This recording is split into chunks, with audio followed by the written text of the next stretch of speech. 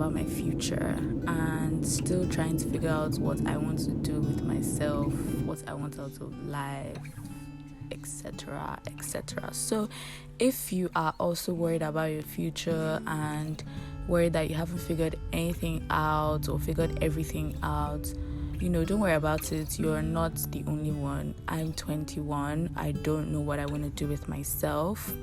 I'm saying I'm 21, like 21 is a big age, but like just in case we have any younger viewers, like in case you're 15, 16, 17, 18 and you're feeling some kind of pressure to have it all figured out, just don't, because you have time. And here I am at 21. Like when I say I have no idea, I think that people think I'm joking, because for some odd reason I appear to others like I know what I'm doing or I know what's going on. I don't know if that has come across in the YouTube videos, because but in my life, people tend to think that I look like someone that has stuff figured out, but I really have nothing figured out. All I know is that I want to live close to my siblings when I grow up. Probably have like a community housing situation so we can raise all our kids together. That's the only thing I'm sure I want in my life. The rest is kind of just up in the air, like I'm not really sure what I want to do. I don't even know if I want to go into if I want to have a traditional career. I don't know if I want to be an entrepreneur. I don't know if I want a mix. I genuinely have, I don't even know if I want to work, okay? I don't know if I want to be someone that works for money. Do you know what I mean? Well, I don't know, maybe we should have a separate conversation about that. But yeah, I haven't had, I don't know anything about anything. I don't know what I want to do with myself. Every day I wake up and it's kind of just what do I do in the next few minutes? Because I can't afford to be thinking about the next hour or for the whole day or for the whole week.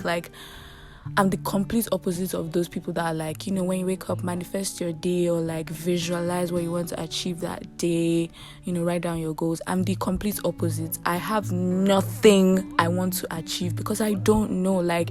I take things minute by minute almost, because I'm not too sure what I want to do,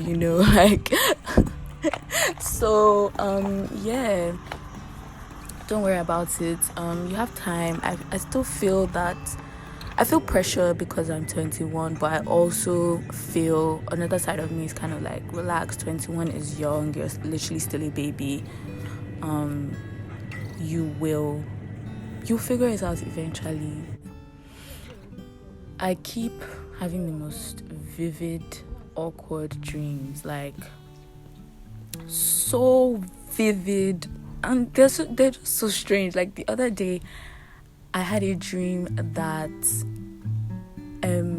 I went on some kind of vacation with my friends, and I don't remember how it happened, but it came to my attention that I had bad breath. And I was like, okay, so, and then it came in a very embarrassing way. So I was asking all my friends, why didn't you guys tell me that I had bad breath? We've been around each other this whole time and no one told me. And then I was when did you guys notice it? And why didn't you tell me? And then they were you've had it your whole life. I was wait, what? They're since we've known you, you've always had bad breath. And I was wait, what? Why did anybody tell me? And it was the most earth-shattering thing, because it wasn't just about the bad breath. Because I was I've had this since I was a child, and literally no one in my life told me. It means I'm surrounded by ops. I can't trust anybody. It was so strange, the feeling I was having. I was panicking, and I felt my whole entire world was crashing down over having bad breath. I don't know what it means. Like, if you guys know anything about dream interpretations or whatever, let me know in the comment what you think that dream means, because it was very dramatic and I was very stressed and upset. So I don't know about that one.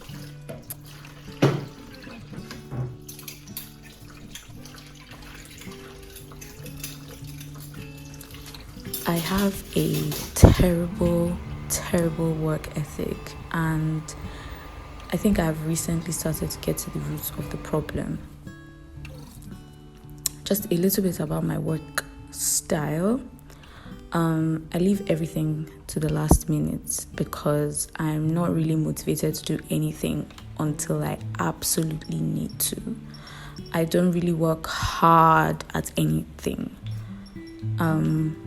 I usually get by on the bare minimum. I've never really worked hard at anything because I'm good at most things I've ever done.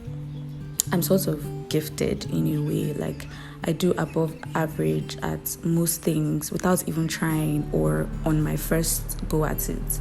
So because I'm a relatively high achiever without any effort at all, I literally have no incentive to actually try or work hard at anything. I never studied for exams in primary school, and I really did my homework on time, but I came out on top. I didn't do much beyond classwork and assignments in secondary school. At external exams, I did the barest minimum and I had really good results. Even in sports, I never really trained. I just had natural abilities that made me an excellent sports person. Like, the first day I tried high jump was during heats. We were having inter-house sports. I was in just one or two, and they were like, we need someone to do, so that's year 7, and they were like, we need someone to do the junior high jump. I'd never done it before, and someone just dragged me into it, and they were like, just try it, and I won. And I've been doing it ever since. Like, I never practiced it. Even at university, I never went over and beyond. I barely even did what I was supposed to do, to be honest.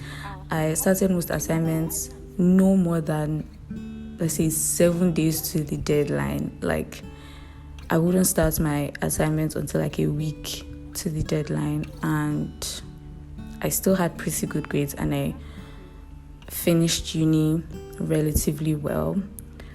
But this is not a flex. Like, I suck at working hard, and I'm getting to a life stage where I am running out of natural talent, because those who have worked hard or know how to work hard and have been working hard from day one are catching up to and surpassing me in life. And it's not that it is a competition or anything. It's just that if I want to do anything, if I want to achieve anything, if I ever want to be in the places I see myself in, I need to learn how to work hard. And if I don't learn to be disciplined, I will fail. So yeah, there's that.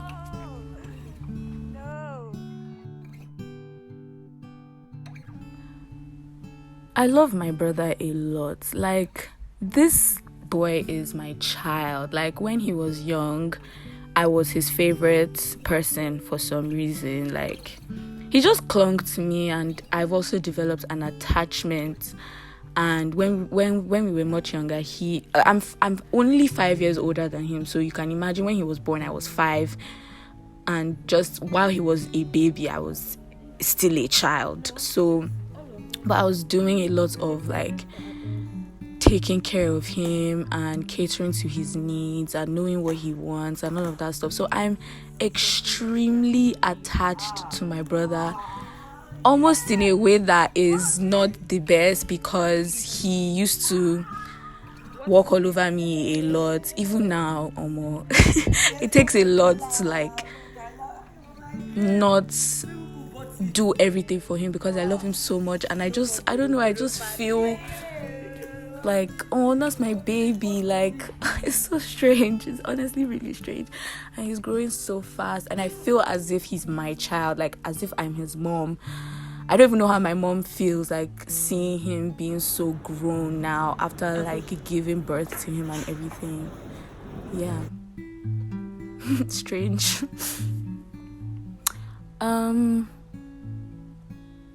Existentialism and philosophy have been my trusted companions lately. Like, I've just been having those, questions like, why am I here? Like, is it really necessary for the existence of the world as we know it for me to have been born and to exist right here, right now?